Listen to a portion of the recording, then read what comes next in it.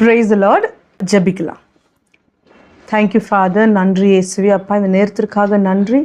கற்றுக்கொள்க ஒவ்வொரு காரியங்களும் ஆண்டவரே, வார்த்தையை இதயத்தில் பதியும்படிக்கு ஞானத்தின் ஆவிக்காக நன்றி ஆண்டவரே. நாங்கள் கற்றுக்கொள்ளும் போது ரொம்ப சிம்பிளாக, ப்ராக்டிக்கலாக, ஈஸியாக நம்ம கற்றுக்கொள்ளும்படிக்கு எங்களுக்கு உதவி செய்ய போகிற கிருபைக்காக நன்றி.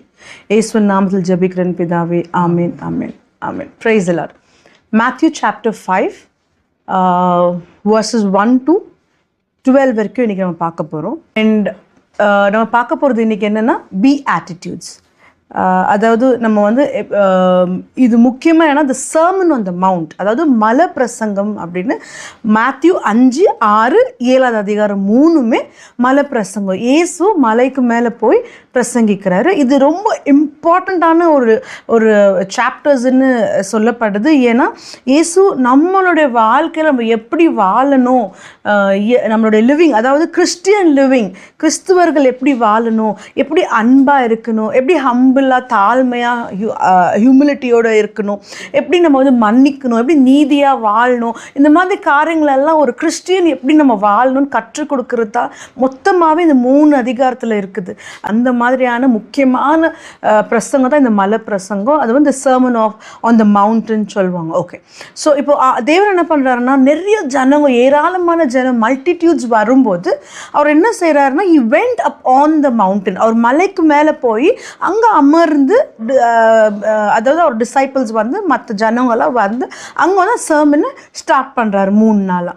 ஸோ இங்கே வந்து நம்ம என்ன பார்க்க போகிறோம்னா Beatitudes. இந்த 3வது வசனத்துலேருந்து இந்த 12வது வசனத்தில் நமக்கு வந்து சில காரியங்கள் தேவன் கற்றுக் கொடுக்குறாரு. அதை தான் நம்ம இன்றைக்கி பார்க்க போகிறோம்.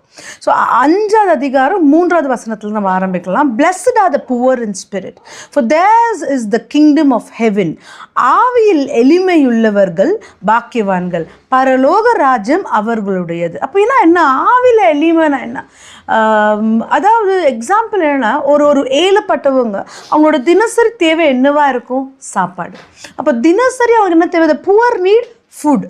NEET of a poor. அப்போ என்ன அர்த்தம்? ஒரு ஏழப்பட்டவனுக்கு தினசரி என்ன தேவை? ஒரு சாப்பாடு தேவை. எவ்ரிடே, தினமும் அந்த ஏழப்பட்ட வந்து இப்போ அவங்களோட வருமானம் இவ்வளோ தான், இல்லைன்னா அவங்க வந்து ரொம்ப ஏழப்பட்டவங்க, அவங்களுக்கு வந்து இதுக்கு மேலே இவ்வளோ சாப்பாடு எவ்ரிடே தான் எதிர்பார்க்க முடியுங்கிற ஒரு மனநிலையில் அவங்க இருக்கும்போது, எனக்கு வீடு வேணும், கார் வேணும்னு அவங்க யோசிக்க போகிறவங்க இல்லை. எனக்கு டெய்லி ஒரு வேளை சாப்பாடு கிடைச்சா, ஒரு 3 வேளை எனக்கு சாப்பாடு கிடைச்சா போதும் அப்படின்னு. அதுதான் அந்த வந்து அவங்களுக்கு நீடு, எவ்ரிடே தேவை இருந்துன்னு இருக்கும். அந்த சாப்பாடு மட்டுமே அவங்களுக்கு தேவையாக இருக்கும். அந்த மாதிரி தான் நம்ம ஆவியில் எப்படின்னா, எவ்ரிடே எனக்கு இன்னும் தேவை, இன்னும் தேவை. இந்த வார்த்தைங்கிற அந்த சாப்பாடு, நம்ம ஆத்துமாக்கான சாப்பாடு இன்னும் வேணும், நமக்கு அந்த உணவு இன்னும் வேணும், இன்னும் வேணும் அப்படின்னு. எனக்கு எல்லாமே தெரியும், இவங்க சொல்லித்தான் எனக்கு தெரியணும்னு அவசியம் இல்லை. எனக்கு எல்லாமே தெரியும்னா நம்ம அதுக்கு மேலே எதுவுமே கற்றுக்க முடியாது. ஸோ எனக்கு இன்னும் தேவைன்னு நினைக்கும் போது தான் நமக்கு வந்து இன்னும் அதிகமாக ஆண்டவர் வெளிப்படுவார். இன்னும் தேவைங்கும் போது நம்ம இன்னும் தேட ஆரம்பிக்குவோம். அப்படி தேடும்போது ஆண்டவர் வெளிப்படுவார், நிறைய காரியங்களை கற்றுக் கொடுக்குவார். அதனால நம்மளுடைய ஆவி எப்படி இருக்கணும்னா, ஓப்பனாக இருக்கணும். ஆட்டிடியூடு எப்படின்னா, நான் இன்னும் கற்றுக்கணும், எனக்கு தெரிஞ்சது பத்தாது, நான் இன்னும் கற்றுக்கணும். அப்படி தான் என்னால் ஆண்டோட க்ளோஸாக போக முடியும். ஒரு நிலைமை இருக்கும்போது கண்டிப்பாக அதுதான் ஆவியில் எளிமை. அப்போ என்ன கிடைக்கும்? அங்கே ஆவியில் எளிமையாக இருக்கும்போது கர்த்தருடைய பரலோக ராஜ்யம் அவர்களுடையது. பரலோக ராஜ்யம் என்ன? அப்போ இந்த ஹெவன், கிங்டம் ஆஃப் ஹெவன் இந்த மேத்யூவில் சொல்லப்படுறது அதிகமாக. அப்படின்னு என்ன அர்த்தம்? ஏசு கிறிஸ்து தான் அந்த ராஜ்யம். அப்போ அந்த ராஜ்யம் நம்முடையதாக இருக்குதா? இங்கே ஆவியில் எளிமையாக இருக்கும்போது ராஜ்யங்கிற ஏசு கிறிஸ்து நம்முடையவராக இருக்கிறாரா? ஏன்னா அவர் நமக்கு என்ன பண்ணுவார்? நம்முடையவராக இருந்தால் அவர் எல்லாமே நம்ம கற்றுத்தருவார். அப்போ கற்றுக்கொள்ளணுங்கிற மனப்பான்மையில் நம்ம இருக்கும்போது இயேசு கிறிஸ்துவே நம்முடையவராக இருந்து நம்ம கொடுக்குற தேவனாக இருக்கார். இப்போ வந்து மன்னா பார்த்தீங்கன்னா, மோசே காலத்தில் இஸ்ரவேல் மக்களுக்கு தினசரி மன்னா இயேசு வந்து பிதானவர் மொத்தமாக கொடுக்கல. அன்றன்றைக்கான மன்னா அன்றன்னைக்கு அவருக்கு கொடுத்தாரு. அவங்க வந்து அதாவது கானான் தேச அந்த பார்டர் ரீச் பண்ணுற வரைக்குமே அவர் மன்னா கொடுத்துனே தான் இருந்தார். என்றைக்குமே அவர் குறை வைக்கல. என்றைக்குமே அவர் வந்து இல்லை இன்னைக்கு சாப்பாடு இல்லை உங்களுக்கு கட்டுன்னு அவர் சொல்லவே பண்ணவே இல்லை. அதே மாதிரி இன்னைக்கு நம்ம இன்னும் கர்த்தருடைய ஞானம் நமக்கு வேணும், இன்னும் கர்த்தருடைய அந்த நாலேஜ் நம்ம புரிஞ்சுக்கணும், அந்த அந்த எளிமையாக இன்னும் தெரிஞ்சுக்கணும். நம்ம போகும்போது எது வரைக்கும் until we reach the rest, தேவனுடைய அந்த இலைப்பாறுதல பிரவேசிக்கிற வரைக்குமே நம்ம என்ன பண்ணணுமா, இன்னும் எனக்கு வேணும், இன்னும் எனக்கு வேணும். அப்போ எப்படி இலைப்பாறுதல்? அப்போ எப்படின்னாக்கா இலைப்பாறுதல்லாம் வேற ஒன்றும் இல்லை, இயேசு கிறிஸ்து. இயேசு கிறிஸ்து தான் அந்த ராஜ்யம். அந்த இயேசு கிறிஸ்துக்குள்ள நம்ம ரெஸ்ட் எடுக்கிற வரைக்கும் நம்ம கன்சிஸ்டண்ட்டாக, அதாவது விடாமுயற்சியாக கர்த்தரோட வார்த்தையை தினமும் இரவும் பகலும் தியானித்து அப்போது நம்ம அந்த ரெஸ்ட்டுக்குள்ளே போகும்போது அப்போ அதுதான் ஆவியில் எளிமை. எப்போ நம்ம அந்த ரெஸ்ட்டில் போகிறோமோ அது வரைக்கும் நம்ம ஆவி இன்னும் அந்த எளிமையாக இல்லைன்னு அர்த்தம். இன்னும் நம்ம கற்றுக்கொள்ளணும், இன்னும் ஆண்டருக்குள்ளே போகணும், அந்த ஒரு இன்னும் இல்லாத வரைக்கும் நம்மளால் அந்த ரெஸ்ட்டில் போக முடியாது. அப்போ நம்ம ஆவியில் எளிமைனா என்ன அர்த்தம்? நம்ம இன்னும் தெரிஞ்சுக்கணும் ஆண்டோடைய வார்த்தையை, இன்னும் நம்ம வந்து தெரிஞ்சுக்க விருப்பம் மனதாக இருக்கணும், தெரிஞ்சுக்க விருப்பப்படணும். நம்ம ஹார்ட் எப்படி இருக்கணும்னாக்கா ஓப்பனாக இருக்கணும், ஆண்டோடைய வார்த்தை இன்னும் கற்றுக்கணும். எனக்கு ஒருத்தர் வார்த்தை சொல்லுவோம், எனக்கு இதெல்லாம் தெரியும், நான் தெரிஞ்சுக்கணும் அவசியம், எனக்கு எல்லாமே தெரியும்னா நம்மளால் கற்றுக்கொள்ள முடியாது. அப்போ கர்த்தருடைய இலைப்பாறுதல் போகிற வரைக்கும் வார்த்தையில் என்ன இருக்குது நம்ம கற்றுக்கொண்டே இருக்கணும். Praise God. 4வது வசனத்தை பார்க்கலாம். Blessed are those who mourn, for they shall be comforted. துயரப்படுகிறவர்கள் பாக்கியவான்கள், அவர்கள் ஆறுதல் அடைவார்கள். அப்படின்னா என்ன அர்த்தம்? மோன்னா என்ன? வெஸ்னப்படுறதா? மோன்னா எப்படின்னா, அதாவது ஒரு ரிப்பென்டன்ஸ். இப்போ நம்ம வந்து இயேசு கிறிஸ்துவ தேவனாக ஏற்றுக்கொள்கிறோம், ஆனால் இப்போ ஏதோ ஒரு பாவமாக இருக்குவோம், பாவ வழியில் இருக்கலாம், இல்லை இயேசுவை தெரியாமல் இருக்கலாம். இன்றைக்கி வந்து நான் மனம் திறந்து இயேசுவை ஏற்றுக்கொள்கிறேன். ஏற்றுக்கொண்ட மாத்திரம் நான் என்ன பண்ணுறேன்? நெக்ஸ்ட்டு, ஆண்டவரே நான் உங்களை என்கவுண்டர் பண்ணணும், உங்களை நான் சந்திக்கணும், உங்கள் கூட நான் வந்து ஐக்கியம் ஆகணும். அந்த அந்த ஏக்கம் இருக்குது பாருங்க, அதுதான் மோன். என்கவுண்டர் பண்ணுற வரைக்கும் என்னால் நிம்மதியாக இருக்க முடியாது. ஆண்டவரே உங்களை நான் என்கவுண்டர் பண்ணணும், உங்களை நான் வந்து சந்திக்கணும், நீங்கள் என்ன சந்திக்கணும் அப்படின்னு. அப்போ என்ன நடக்கும்? அப்படி அந்த மாதிரி ஒரு மோன் பண்ணும்போது, இல்லை ஆண்டவரே I want to see you, நீங்கள் இல்லாமல் இருக்க முடியாதீங்க, நான் உங்களை சந்திச்சாகணும், நீங்கள் என்கிட்ட பேசியே பேசணும்னு நம்ம மோன் பண்ணும்போது ரெஸ்டோரேஷன் ஆகுது, அதாவது மீட்பு. அது எப்படின்னா, எக்ஸாம்பிளுக்கு நம்ம பார்க்கலாம், பேதுருவை பார்க்கலாம். எக்ஸாம்பிளுக்கு பீட்டர் பார்த்தீங்கன்னா அவர் மறுதளிக்கிறார் 3 வருஷம், ஆனால் அதுக்கப்புறம் ரொம்ப வருந்துறார். இந்த வார்த்தை கரெக்ட், வருந்துறார். இயேசுவை நம்ம வந்து எவ்வளோ கூட இருந்தோமே, ஆனால் இந்த மாதிரி ஒரு நான் தப்பு பண்ணிட்டேனே, நான் பிட்ரே பண்ணிட்டேனே அப்படின்னு வருந்துறார். அப்படி மனம் வருந்தும் போது இயேசு அவரை சந்திக்கிறார். நம்ம எப்போவுமே தேவன்கிட்ட நம்ம வந்து ஆண்டவர் நான் தப்பு பண்ணிட்டேன் ஆண்டவர், ஆனால் எனக்கு நீங்கள் வேணும் அப்படின்னு நான் வருந்தும் போது அவர் நம்மளை சந்திக்கிற தேவனாக இருக்கார். அப்போ பேதுருவை சந்திக்கிறாரு, அவரை ரெஸ்டோர் பண்ணுறாரு, அவர் மறுபடியும் அவரை உயிர்ப்பிக்கிறார் அவருடைய ஆத்மாவை. எப்படி? பேதுருவே நீ என்னை நேசிக்கிறையா, பேதுருவே நீ நேசிக்கிறாயான்னு கேட்டு அவர் 3 வருஷம் எப்படி மறுதளிச்சாரோ, 3 வருஷம் ஆமாண்டவரை உங்களை நான் நேசிக்கிறேன் அப்படின்னு அந்த அந்த ரெஸ்டோரேஷன் அவருக்கு அங்கே மறுபடியும் அவர் மீட்புக்கு அவர் வரார், சால்வேஷனுக்கு வரார். அதுதான் மோர்னிங். நீ மனம் திறந்தோடனே இயேசுவக்கிட்ட நம்ம வந்து ஐக்கியமாக பார்க்கணும், ஆண்டவரே உங்களை நான் சந்திக்கணும், உங்கள் வார்த்தை நான் புரிஞ்சுக்கணும், அப்படி வாஞ்சியாக இருக்கிறதா வருந்துறதா மோன். அப்போ அதுக்கப்புறம் நமக்கு மறுசீரமைப்பு, ரெஸ்டோரேஷன். Price God. நெக்ஸ்ட் வசனம் நம்ம பார்க்கலாம், 5வது வசனம். Blessed are the meek, for they shall inherit the earth. சாந்த குணம் உள்ளவர்கள் பாக்கியவான்கள், அவர்கள் பூமியை சுதந்திரித்து கொள்வார்கள். என்ன அர்த்தம் அப்படின்னா, மீக்னா என்ன அர்த்தம்? சாந்த குணம்னா என்ன அர்த்தம்? அதாவது சைலண்ட்டாக இருக்கிறதா, சாஃப்டாக இருக்கிறதா, எப்பவுமே வந்து ஒரு மாதிரி பொறுமையாக காமிச்சுக்கிறதா, அது இல்லை சாந்த குணம். Meekness is not your weakness, அது நம்ம ஃபஸ்ட்டு புரிஞ்சுக்கணும். மீக்னா என்னன்னா சாந்த குணம். அந்த சாந்த குணம்னா அதாவது சும்மா இருக்கிற நேரம்லாம் சைலண்ட்டாக சாஃப்டாக ஒருத்தர் நம்ம பார்க்குவோம், அவங்க ரொம்ப சைலண்ட்டு, ரொம்ப சாஃப்ட், அவங்க ரொம்ப சைலண்ட் அப்படின்னு போல அந்த சாந்த குணம் இல்லை இது பற்றி பேசுகிறது. இது என்ன அப்படின்னா, அதாவது சூழ்நிலை நமக்கு வந்து ரொம்ப டெம்பர் ஏற்றுற மாதிரி இருக்கும்போது, கோபம் அப்படியே அவ்வளோ வர்ற மாதிரி இருக்கும். அந்த மாதிரி சூழ்நிலை நம்மளுக்கு இருக்கும்போது, அந்த சூழ்நிலைக்கு மத்தியில் நான் ஆங்ஷியஸ், பதட்டம் ஆகாமல் இருக்கிறேன்னா, அந்த சூழ்நிலை நான் பொறுமையாக சமாளிக்கிறேன்னா விஷயங்களில், அதாவது ஒரு பெரிய பிரச்சனை வரப்போது, இவங்கனால தான் எனக்கு பிரச்சனை, அவங்க நான் சும்மா விட மாட்டேன் அப்படின்னு அந்த சூழ்நிலையில் அப்படி இருக்காமல் நான் பொறுமையாக எது நடந்தாலும், எவ்வளோ ட்ரையல் டெம்டேஷன் என்னை சுற்றி நடந்தாலும், என்னை இயேசு மேலே நான் வந்து பாரத்தை போட்டு நான் சைலண்ட்டாக இருக்கிறேன். அது நான் சைலண்ட்டாக இருக்கிறதுனால அது என் வீக்னஸ் கிடையாது, meekness is not my weakness. அந்த சாந்த குணம் பிரச்சனைக்கு மட்டும் டெம்பர் ஏறாமல் அதை நான் கண்ட்ரோல் பண்ணும்போது நான் வந்து தப்பு பண்ணிட்டேன்னு அர்த்தம் இல்லை. அதே மாதிரி நான் வந்து அது என்னோட வீக்னஸ்ன்னு அர்த்தம் இல்லை. நான் தேவனுக்கு முன்பதாக என்னை வந்து நான் ஒப்பு கொடுத்தேன், தாழ்மையாக இருக்கிறேன்னு அர்த்தம். ஸோ அதுதான் பிரச்சனைக்கு நடுவில் பொறுமையாக இருக்கிறது தான் சாந்த குணம். அந்த தான் இங்கே வந்து பேசப்படுது. அங்கே வந்து அந்த சாந்த குணத்திற்கு அப்படி இருக்கும்போது என்ன பிளெஸிங்னா, they shall inherit the earth. அப்படின்னா என்ன அர்த்தம்? they shall inherit the earth. earthனா இந்த பூமியை, அதில் என்ன இருக்கு, அவர்கள் பூமியை சுதந்திரித்துக் கொள்வார்கள். பூமியை சுதந்திரித்துக் கொள்வதுன்னா என்ன அர்த்தம்? நிறைய வீடு வாங்குறது, வாசல் வாங்குறது, ஏன்னோ கார் வாங்குறது, பூமியில் இருக்கிற எல்லா காரியங்களும் வாங்குறது தான் அந்த மாதிரி அர்த்தம் இல்லை. பூமியை சுதந்திரித்துக் கொள்வாங்கன்னா ஒரு ஆத்மாவை அவங்க சுதந்திரித்துக் கொள்வாங்க ஆண்டவருடைய ராஜ்யத்திற்காக. ஒரு சூழ்நிலையில் டெம்பர் ஏற வேண்டிய நேரத்தில் நீ அமைதியாக இருக்கும்போது அந்த ஆத்மா யாரால நீ டெம்பர் ஏறுறோமோ அந்த ஆத்மாவை நம்ம தேவனுக்காக ஜெயிக்குவோம். அதுதான் பூமியை சுதந்திரித்துக் கொள்வது. நம்மளுடைய அந்த மீக்னஸ்னால நம்ம ஒரு ஆத்மாவை சுதந்திரித்துக் கொள்வோம். அதுதான் பூமியை சுதந்திரித்துக் கொள்வது என்ற அர்த்தம். அதே மாதிரி மேலே நம்ம 4வது வசனத்தில் அவங்க உயரப்படுவர்கள் பாக்கியவை நம்ம பார்த்தோம் இதுக்கு முன்னாடி. அதில் வந்து என்ன இருக்குதுன்னா, அப்படி இருந்தோம்னா தே ஷால் பி கம்ஃபர்டட். தேவன் ஆறுதலின் தேவனாக இருக்கிறார். இப்போ நம்ம 6வது வசனத்தை பார்க்கலாம். Blessed are those who hunger and thirst for righteousness, for they shall be filled. என்ன? நீதியின் மேல் பசி தாகம் உள்ளவர்கள் பாக்கியவான்கள், அவர்கள் திருப்தி அடைவார்கள். அப்போ என்ன அர்த்தம்? நீதியாக இருக்கணும்னு இருக்குதுங்க. அதாவது நீதியின் மேல், those who are hunger, அந்த நீதி மேலே பசி தாகமாக இருக்குது, those who are hunger on righteousness. அப்போ வந்து நீதியாக வாழ்கிறதுனா என்ன அர்த்தம்? நம்மளால் நீதியாக இருக்க முடியுமா? நம்ம வந்து சிந்திக்கணும்.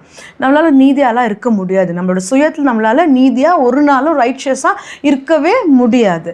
அதனால தான் தேவன் அவருடைய ரத்தத்தை கொடுத்து, இயேசு கிறிஸ்து அவரோட ரத்தத்தை கொடுத்து அவருடைய நீதியை நமக்கு மேல் நீதி, அது வந்து நம்ம மேலே அந்த ரோபை போட்டு நம்மளை நீதிமான் ஆக்குறாரு. எப்படி இயேசு கிறிஸ்து பாவி அல்ல, பட் நம்ம பாவம் அவர் மேலே போகிறதுனால அவர் பாவம் ஆக்கப்படுறார். அவர் பாவி இல்லை, பாவம் ஆக்கப்படுறார். அதே மாதிரி நம்ம நீதிமான்கள் அல்ல, நம் நீதிமான் ஆக்கப்படுறோம். ஸோ அந்த நீதிமான் ஆக்கப்படுற ரைட்ஷியஸ்னஸ் யாருன்னா இயேசு கிறிஸ்து. அந்த நீதியின் மேல் பசி தாகம் உள்ளவர்கள், அந்த நீதியின் யாருன்னா இயேசு கிறிஸ்து. இயேசு கிறிஸ்து என்கிற கர்த்தருடைய வார்த்தை. அப்போ வார்த்தை மேலே பசித்தாகம் கொண்டு இருந்தோன்னா, வார்த்தையின் மேலே நம்ம தர்ஸ்ட் அண்ட் ஹங்கர் கொண்டு இருந்தோன்னா அவங்க என்ன இருக்குது, அவர்கள் திருப்தி அடைவார்கள். they will be filled. என்ன அர்த்தம்? இயேசு மேலே நம்ம தாகமாக இருக்கும்போது இயேசு அவரோட வார்த்தையினால அவர் வந்து என்ன செய்கிறாராம்? ஃபில் பண்ணுறாராம், திருப்தி ஆக்குவாராம். எப்படி திருப்தி ஆக்குவார்னா, நமக்கு எல்லா மிஸ்ட்ரியும் வெளிப்படுத்துவார், எல்லா பிளெஸிங்ஸும் இன்ஹெரிட் பண்ண வைக்குவார். எப்படி இன்ஹெரிட் பண்ணுவோம்? எப்படி சுதந்திரித்துக் கொள்வோம்? ஏன்னா நம்ம வார்த்தையில் பசித்தாகமாக இருக்கும்போது அதில் இருக்கிற எல்லா மிஸ்ட்ரீஸ், எல்லா சீக்கிரத்தை புரிந்து கொள்ளும் போது நம்ம எதுக்குமே கெஞ்சி கதறி அழுதுன்னு இல்லாமல், எஃபர்ட்டே இல்லாமல் ஒரு ஆசீர்வாதமும் நம்ம ஆவியில் கொடுத்துருக்காரு ஆல்ரெடி, அதை நம்ம சுதந்திரித்துக் கொள்வோம். ஆவியில் ஆல்ரெடி இருக்குது. ஆனால் வார்த்தையில் நம்ம பசித்தாகமாக இல்லாததுனால அந்த ஆவியில் இருக்கிற அந்த ஆசீர்வாதம் வெளிப்படாமல் இருக்குது நம்ம வாழ்க்கையில்.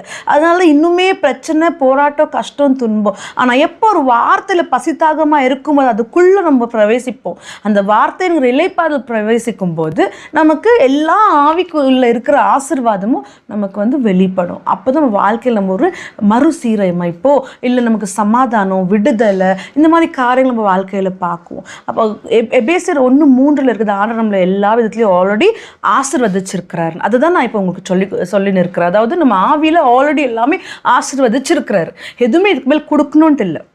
ஸோ நீங்கள் இந்த வசனத்தை நீங்கள் தியானித்து பார்க்கலாம். அப்போ ஆசீர்வாதம் ஆல்ரெடி நமக்கு கொடுத்துருக்கிறத பற்றி அங்கே இருக்குது. பிரைஸ் காட், ஹல்லேலூயா. அப்போ நம்மளால் சுயமாக ரைட்ஷியஸாக நீதியாக இருக்க முடியாது. இயேசு கிறிஸ்து வார்த்தையினால தான் அவர் நம்ம மேலே போட்டிருக்கிற நீதியின் வஸ்திரத்தின் மூலயமாக நம்ம நீதிமான் ஆக்கப்பட்டிருக்கிறதுனால தேவனோட வார்த்தையின் மூலயமாக நம்மளை திருப்தி ஆக்குவார். Price God. ஸோ நீங்கள் எவ்வளோ தாகமாக இருப்பீங்களோ அந்த வார்த்தையில் அவ்வளவும் நம்ம வந்து நிரப்பப்படுவோம், திருப்தியாக்கப்படுவோம். Price God. 7வது வசனம். Blessed are the merciful, for they shall obtain mercy. இரக்கமுடையவர்கள் பாக்கியவான்கள், அவர்கள் இரக்கம் பெறுவார்கள். அதாவது எனக்கு பிடிச்சவங்க, அதனால இவங்கள்ட்ட நான் அன்பாக இருப்பேன், இரக்கமாக இருப்பேன். அவங்கள எனக்கு பிடிக்கவே பிடிக்காது, அதனால நான் அவங்க மேலே நான் வந்து இரக்கம் காட்ட மாட்டேன்னு ஆண்டவர் நமக்கு அப்படி கற்றுக் கொடுக்கல. எனிமியை கூட ஒரு நேசிக்க சொல்கிறார். அப்போ என்னன்னாக்கா, நம்ம ஒருவர் மேலே இரக்கமாக இருக்கும்போது தேவனோட இரக்கத்தை நம்ம பெற்றுக்கொள்வோம். 8வது வசனம், Blessed are the pure in heart, for they shall see God. இதயத்தில் சுத்தமுள்ளவர்கள் பாக்கியவான்கள், அவர்கள் தேவனை தரிசிப்பார்கள். என்ன அர்த்தம்? இதயத்தில் எப்படி சுத்தமாக இருக்க முடியும்? நம்மளால் இதயத்தில் சுத்தமாக இருக்க முடியுமோ? நம்ம வந்து நம்ம எவ்வளோதான் ட்ரை பண்ணாலும் எனக்கு தெரிஞ்சு நம்மளால் இதயத்தில் சுத்தமாக இருக்க முடியாது. அவங்க தேவனை தரிசிப்பார்கள். யார் தரிசிக்க முடியும்? யாருமே பியோர் இல்லை. ஹார்ட்டில் யாருமே பியோராக இருக்கவே முடியாது. ஒரு வண்டியில் போகும்போது ஒரு சின்ன சிக்னல் கூட தாண்ட மாட்டோம்னு சொன்னாக்கா நம்ம இருதயத்தில் பியோர். நம்ம அதாவது ஒரு சின்ன, அதாவது இப்போ நம்மளுக்கு யாருன்னா ஃபோன் பண்ணுறாங்க, நம்ம எமர்ஜென்சி அங்கே இருக்கணும் 8 மணிக்கு, 7:45 நான் இன்னும் அங்கே போகல. அப்போ ஃபோன் பண்ணும்போது நம்ம என்ன சொல்லுவோம்? சம்டைம்ஸு இங்கே தான் இருக்கேன், ஏதோ பக்கத்தில் இருக்கேன், ஆனால் நம்ம வீடு கூட விட்டுருக்க மாட்டோம். இருதயத்தில் எப்படி பியோராக இருக்க முடியும்? Pure heart. அப்போ நம்ம தேவனை வந்து எவ்வளோ காலம் ஆனாலும் நம்மளால் தரிசிக்கவே முடியாது. ஏன்னா இதயம் நமக்கு சுத்தமாக இருக்க வாய்ப்பே இல்லை. அதனால இதயத்தில் சுத்தமாக இருக்கும். தேவனை தரிசி இதயத்தில் சுத்தமாக இருங்கோன்னா அது நடக்காது. அப்போ என்ன அர்த்தம்? இந்த பியோர் இன் ஹார்ட்க்கு என்ன அர்த்தம் அப்படின்னு சொன்னால், what is the meaning of pure in heart அப்படின்னா, ஹார்ட்ஸ் டிசையர். நம்மளோட இதயம் எப்படிப்பட்ட இதயமாக இருக்குது? தேவன், அதாவது மனுஷருங்க வந்து வெளி தோற்றத்தை பார்க்குறாங்க, தேவன் உள்ளத்தை பார்க்குறாரு. கர்த்தருடைய சித்தம் செய்வதே இதயத்தின், அதாவது காரியமாக இருக்கணும். நம்ம தேவனை பிரியப்படுத்துறதே நம்ம இதயத்தின் காரியமாக இருக்கணும். பியோர் இன் ஹார்ட், அதாவது அப்போ வந்து அவருடைய will, to do his will, to please him. Heart's desire நம்மளது எப்படி இருக்குது நம்ம பார்க்கணும். எக்ஸாம்பிளுக்கு நம்ம பார்க்கலாம். புவர், ஒரு நீடி, இல்லை ஒரு ரிலேட்டிவ்ஸ் ஒரு ஹெல்ப் கேட்குறாங்க நம்மக்கிட்ட. அப்போ வந்து நமக்கு வந்து, அதாவது ஒரு ரிலேட்டிவ் ஆயிடுறாங்க, ஒரு சொந்தக்காரர் ஆயிடுறாங்க, அவங்களுக்கு நம்ம ஹெல்ப் பண்ணி தான் ஆகணும். அந்த ஒரு கட்டாயம் இருக்குது. அப்போ நம்மளுக்கு என்ன பண்ணுறோம்? அவங்களுக்கு நம்ம ஹெல்ப் பண்ணுறோம். ஆனால் நம்ம இதயத்தில் எப்போ பார்த்தாலும் இவங்க ரொம்ப டிஸ்டர்பன்ஸ் நமக்கு யோசிப்போம். அப்போது கொடுக்குறது வெளியில் நல்லாயிருக்கும், அவங்களும் தேங்க்ஸ் சொல்லி வாங்குவாங்க, வெளி தோற்றத்தை பார்க்குறாங்க. தேவனும் உள்ளத்தை பார்க்குறாரு. அப்போ நீ என்ன மாதிரி இதயத்தில் நீ கொடுத்தியோ ஆசீர்வாதமும் அந்த மாதிரி தான் நம்மளுக்கு. அப்போ நல்ல இதயத்தில் பியோர் ஹார்ட் தேவனை தரிசிக்குவோம். அப்போது அந்த டிசைரை தான் தேவன் பார்க்குறாரு. தவிர நான் பியோராக பாவமே செய்யாமல் பியோராக இருக்க முடியும்னா அது இல்லை. அதை பற்றி இங்கே பேசலை. தேவனை உள்ளத்தை ஆராய்கிறார். இன்னொரு எக்ஸாம்பிள் பார்த்தா, வேலை மேலே நம்ம வேலை பண்ணுவோம். ஒரு பாஸ் ஒரு வேலை கேட்க ஒரு டாஸ்க்கு, அது எனக்கு பிடிக்கல செய்கிறதுக்கு. ஐயோ இவர் ரொம்ப ட்ரபிள், ரொம்ப ப்ரெஷரு, என்ன தான் பண்ணுறது, இவர் வராமலே இருக்கலாம் இன்னைக்கு, அப்படி இப்படின்னு நம்ம என்ன யோசிக்குவோம். ஆனால் வேறு வழி இல்லை, வேலை செய்யணும், செஞ்சு முடிச்சு கொடுக்குறோம். வெளி தோற்றத்தில் அவங்க என்ன பண்ணுவாங்க? Very good job. ஆனால் நம்ம இதயத்தில் நம்ம அது மனம் வருந்தி சேரும். அந்த இதயத்தை தேவன் பார்க்குறார். அதுதான் சுத்த இதயம். அந்த இதயம் சந்தோஷமாக பண்ணியிருந்தால் அதுதான் சுத்த இதயம். அந்த மாதிரி சுத்த இதயத்தை தேவனை தரிசிக்க முடியும். எப்படி தேவனை தரிசிக்க முடியும்? அது ஆசீர்வாதங்களை நம்ம வெளிப்படையாக பார்க்க முடியும். Praise God. இன்னொரு லாஸ்ட்டாக ஒரு எக்ஸாம்பிள் பார்க்கலாம். ஒரு வேளை இப்போ நம்ம வீட்டுக்கு ஒருத்தர் வராங்க, அவங்க வீட்டுக்கு நம்ம வரும்போது அவங்கள்ட்ட ரொம்ப சந்தோஷமாக பேசுவோம், நம்ம நல்லா அவங்களுக்கு ட்ரீட் பண்ணுவோம், எல்லாமே செய்வோம் வீட்டுக்கு வரவங்கள. ஏன்னா வீட்டுக்கு வந்து, ஆனால் இதயத்தில் ஏன் தான் வராங்களோ இவங்க தெரியல அப்படின்னு ஒரு இதயத்தில் நம்மளுக்கு ஒரு டிசைர் இருக்கும். அப்போது இவங்க வர்றதோட வராமலே இருக்கலாம், ஆனவொன்னே வந்துடுறாங்க அப்படின்னு. ஆனால் வெளியில் ஃபுல் சிரித்து அவங்களுக்கு எல்லாத்தையுமே டீ காஃபி எல்லாம் கொடுத்து நல்லபடியாக ட்ரீட் பண்ணி போயிட்டு வாங்கன்னு சொல்லுவோம். உள்ளத்தில் வராதமே இருக்கலாம், போனால் போதும் அப்படின்னு நம்ம இதயத்தில் அந்த டிசைர் தான் தேவன் பார்க்குறாரு.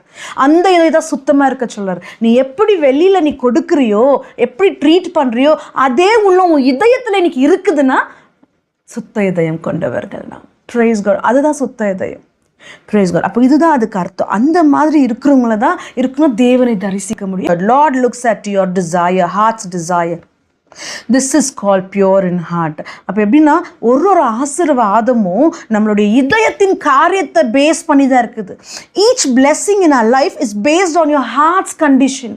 உன் இதய காரியம் எப்படி இருக்குது, உன் இதயத்தில் உன்னுடைய டிசைர், உன்னுடைய சித்தம் சித்தம் எப்படி சித்தம் கொண்டு இருக்கிற, நல்ல சித்தமாக இருக்கா, உன் இதயம் இன்னைக்கு எப்படி இருக்குது, முன்னாடி ஒருத்தர் நல்லா பேசி பின்னாடி அவங்க பற்றியே பேசுறது, அது உன்னோட இதயத்தை தேவன் பார்க்குறாரு. மேபி நீ நல்லா பேசியிருக்கலாம், ஒருத்தர் அவங்க சந்தோஷப்பட்டிருக்கலாம், இவங்க வந்தால் நல்லா பேசுகிறாங்க, அவங்க இதயத்தின் காரியம் தேவன் நோக்கி பார்க்கிறார். அதை பேஸ் பண்ணி தான் நம்மளுடைய ஆசீர்வாதம். அதனால் இதயத்தில் சுத்தமாக இருப்போம், அந்த ஆசீர்வாதங்களை சுதந்திரித்துக் கொள்வோம். Praise God. 9வது வசனத்தை பார்க்கலாம். Blessed are the peacemakers, for they shall be called sons of God. என்னன்னா சமாதானம் பண்ணுகிறவர்கள் பாக்கியவான்கள், அவர்கள் தேவனுடைய புத்திரர் எண்ணப்படுவார்கள். என்ன அர்த்தம்? சமாதானக்கார, பீஸ் மேக்கர்ஸ். இயேசு நமக்கு இங்கேருந்து போகும்போது சமாதானத்தை விட்டு போகிற அப்படின்றார். நம்ம அவரோட பிள்ளைகளா எல்லா இடத்துலையுமே சமாதானப்படுத்துகிற ஒரு ஆத்துமாக்களாக நம்ம வாழ வேண்டும், தவிர கன்ஃபியூஷனாக நம்ம, அதாவது நம்ம நிறைய பேரை பார்க்குறோம், அவங்க வந்தாலே வீட்டில் கன்ஃபியூஷன், அவங்க வந்தாலே வீட்டில் பிரச்சனை, அவங்க வந்தாலே குழப்பம், இந்த மாதிரி நிறைய காரியம் இருக்குது.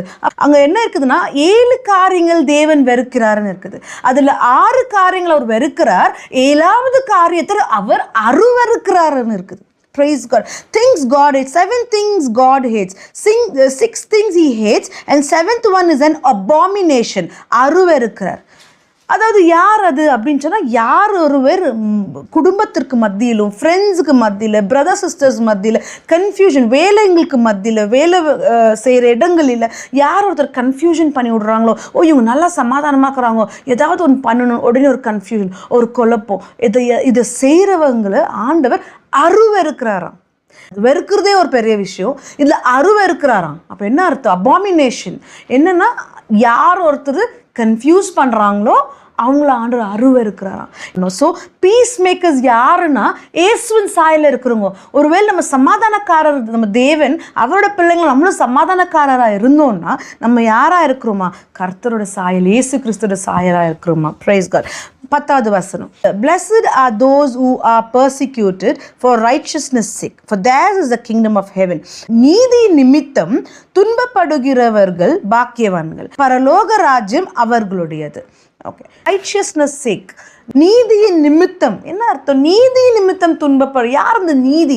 ரைச்சியஸ்னஸ் சேக் அப்படின்னா இயேசு கிறிஸ்து. நீதி நிமித்தம்னா சுயமாக நீ போய் நீதியாக எவ்வளோ ட்ரை பண்ணாலும் நம்மளால் நீதியாக இருக்கவே முடியாது. ஏன்னா நம்ம இயேசு கிறிஸ்து ரத்தத்தினால தான் நம்ம நீதிமான் ஆக்கப்படுற தவிர நம்மளால் சுயமாக ஒரு நாள் நீதியாக இருக்க முடியாது. ஸோ நீதி நிமித்தம்னா இயேசு கிறிஸ்துவின் நிமித்தம், வார்த்தை நிமித்தம், நம்மளை உபத்திரத்தில், அதாவது நம்மளை யார் துன்புறுத்துகிறார்களோ அப்போ அவங்க பாக்கியவான்கள், பரலோக ராஜ்யம் அவங்களுடையதுன்னா கர்த்தர் தான், இயேசு கிறிஸ்து பரலோக ராஜ்யம். அப்போ இயேசு கிறிஸ்து நம்முடையவர். Price God. அந்த ஒரு உரிமை தான் நமக்கு வேணும். அப்போ நம்ம இயேசுவுக்காக துன்புறுத்துகிறாங்க நம்மளை, நீங்கள் அந்த நீதி நிமித்தம் நம்ம உபத்திரங்களை தாண்டி போகும்போது நமக்கு இயேசு கிறிஸ்து நம்முடையவரா ஆகிறார். Price God.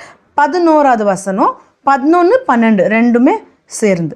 Blessed are you when they revile and persecute you and say all kinds of evil against you falsely for my sake. அதாவது யார் நம்மளை ரொம்ப அப்யூஸ் இயேசுவுக்காக, நம்ம நிறைய டைம் உபத்திரம் எப்படி நினச்சிக்கிறோன்னா, நமக்கு வாழ்க்கையில் பண பிரச்சனை, ரிலேஷன்ஷிப் ப்ராப்ளம், குடும்ப பிரச்சனை, கடன் பிரச்சனை, இதெல்லாம் வந்தோடனே இதெல்லாம் தான் பர்சிக்யூஷன் நிறைய பேர் பேசுகிறாங்க.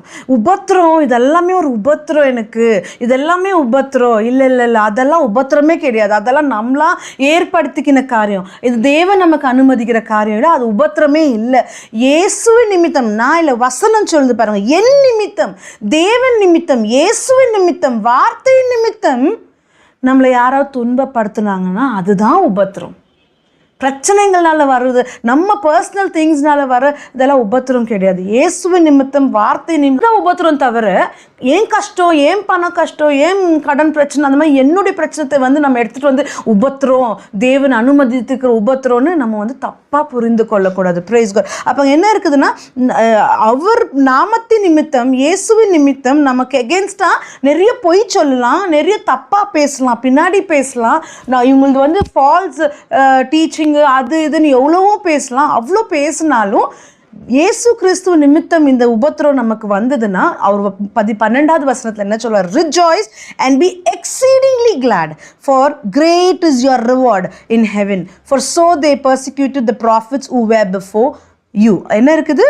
சந்தோஷப்பட்டு களி கூறுங்கள், பரலோகத்தில் உங்கள் பலன் மிகுதியா இருக்கும். அப்ப என்ன சொல்றாரு? ரிஜாய்ஸ் பண்ணி சந்தோஷமா இருங்க. எக்ஸீடிங்ல கிளாடு, சும்மா கிளாடு இல்லை, எக்ஸீடிங்லினா அழுக்கு மீறின சந்தோஷத்துல இருங்க. யாராவது இயேசுவின் நிமித்தம் உங்களை துன்புறுத்துறார்களா, ஒன்று போய் தப்பா பேசுறாங்களா, எது இருந்தாலுமே சந்தோஷமா, எப்படி வெறும் சந்தோஷம் இல்லை, எக்ஸீடிங்லி களி கூறுங்கள், மகிழ்ச்சியா இருங்கள், சந்தோஷப்பட்டு களி கூறுங்கள். ஏன்னா உங்களுடைய ரிவார்டு கீழே இல்லை, பரலோக ராஜ்யத்தில், பரலோகத்தில் உங்களுடைய பலன் மிகுதியாக இருக்குது, உங்களுடைய ரிவார்டு ஹெவனில் இருக்குது. அப்போ என்ன அர்த்தம்னா பாருங்களேன், இயேசு கிறிஸ்து அவ்வளோ அவமானப்படுறாரு, அவர் மூஞ்சில் துப்புறாங்க. அப்படி இருந்தும் அவர் அதுக்காக இமோஷ்னலாக வீக் ஆகல. ஏன்னா அவருக்கு தெரியும், இந்த மனுஷரை கொடுக்குற மரியாதை என்னுடைய ரிவார்டு இல்லை, என்னோட பலன் இல்லை, என்னோடய ரிவார்டு பரலோகத்திலேருந்து வருதுன்னு. அவரோட சாயல் இருக்கிற நம்மளை யார் இயேசுவை நிமித்தம் துன்புறுத்தினாலும் நம்ம அவமானமோ இல்லை வெட்கமோ கோபமும் பட வேண்டிய அவசியம் இல்லை. நம்மளை மனுஷங்க மதிக்கவும் தேவையில்லை. நமக்கு இவ்வளோ மரியாதை கொடுக்குறாங்க, அதனால நம்மளை பெஸ்ட்டாக நம்ம நினச்சிக்க கூடாது. அதே மாதிரி ஒரு இடத்துல மரியாதை இல்லைன்னா அதுவும் ரொம்ப வீக்காக நம்ம ஃபீல் பண்ணக்கூடாது. ஏன்னா நமக்கு மரியாதை மனுஷங்களை தேவையில்லை. ஏன்னா இன்னைக்கு தூக்கி வைக்கிறவங்க நாளைக்கு கீழே தள்ளுவாங்க. ஆனால் நம்மளுடைய ரிவார்டு எங்கே இருக்குதுன்னா பரலோகத்தில் இருக்குது. ஸோ இங்கே நீங்கள் மரியாதை எதிர்பார்க்க வேண்டாம், ஈகோ இருக்க வேண்டாம், அவமானம் நிந்தனைன்னு நம்ம எதுவுமே யோசிக்க வேண்டாம். ஏன்னா நம்மளுடைய ரிவார்டு பரலோகத்தில் இருக்குது. மாம்சக்குரியவர்கள் தான் மரியாதை, எனக்கு எங்கே போனாலும் மரியாதை வேணும், எனக்கு அவமானப்பட்டுட்டு நான் இங்கே அந்த மாதிரி காரியங்கள் எல்லாம் சிந்திக்குவாங்க. என்னை இவங்க இப்படி இன்சல்ட் பண்ணிட்டாங்க அப்படின்னு சிந்திக்குவாங்க. ஏன்னா அவங்க இன்னும் மாம்சத்தில் இருக்கிறாங்க. நம்ம பாவத்துக்கு மரித்து இந்த உலகத்துக்கு மரித்தோன்னு சொன்னால் செத்து போன பிறகு டெட் பாடியை வெட்டுனாலும் அதுக்கு ஒன்றுமே தெரியாது, அது நம்ம திட்டுனாலும் அது மரியாதை எனக்கு கொடுக்கலன்னு சொல்ல முடியாது. அது மாதிரி தான் நம்ம மாம்சம் மறிக்கும் போது மரியாதை கொடுக்குறாங்களோ இல்லையோ, என்ன மரியாதை, எல்லா ரிவார்டு நம்ம ஆவில தேவன் கொடுத்துருக்காரு ஆல்ரெடி, நமக்கு பரலோகத்தில் இருக்குது. நம்ம இயேசுவின் சாயல் போல் வாழணும். ஸோ நம்ம எப்படி இருக்கணுமா, நமக்கு மரியாதை கொடுக்கல, பின்னாடி பேசுகிறாங்க, நம்ம கற்றுக் கொடுக்க தப்பு, இவங்க இயேசுன்னு சொல்லி ஓவர் ப்ரைடு, எது பேசினாலுமே நம்ம எப்படி இருக்கணுமா, எக்ஸீடிங்லி கிளாடாக இருக்கணுமா. ஜெபிக்கலாம். நன்றி ஆண்டவரே, அப்பா எங்களுக்கு நீ கற்றுக் கொடுத்த கிருபைக்காக நன்றி ஆண்டவரே. பார்த்து கொண்டு இருக்கிற ஒவ்வொருத்தருமே, வீடியோவில் இருக்கிறவங்க, காலில் இருக்கிற ஒவ்வொருத்தருமே ஆண்டவரே நீங்கள் ஆசீர்வதித்த கிருபைக்காக நன்றி. இயேசுவின் நாமத்தில் ஜெபிக்கிறேன் பிதாவே. ஆமேன், ஆமேன், ஆமேன். Praise the Lord. தேங்க்யூ.